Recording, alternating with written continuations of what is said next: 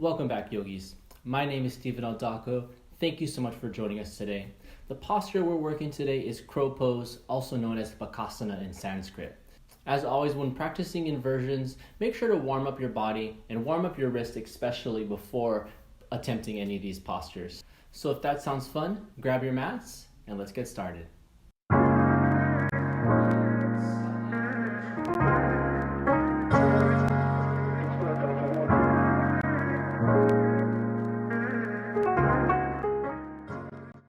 Okay, so moving into crow pose. First, we want to work on our foundation, which is our hands. So our hands want to be nice and wide here, so we're really feeling the webbings of our fingertips.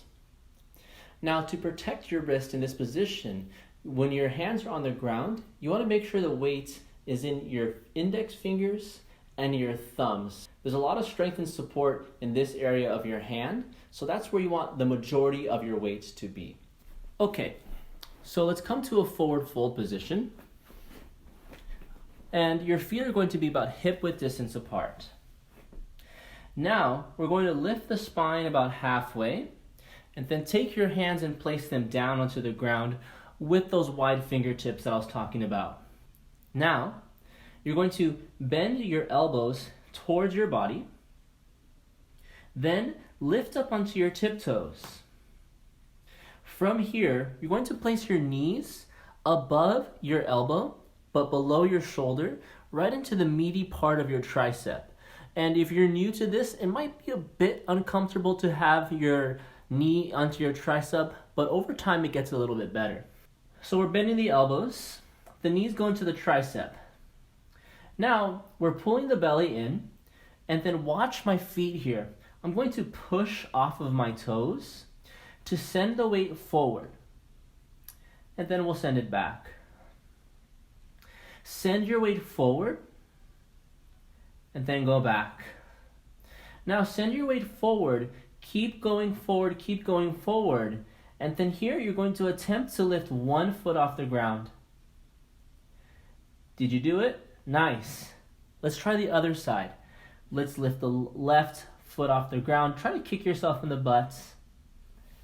And let's relax for a second. Nice. Your wrists might feel a little tense here, so let's interlace the fingers, circle out the wrists, shake them out.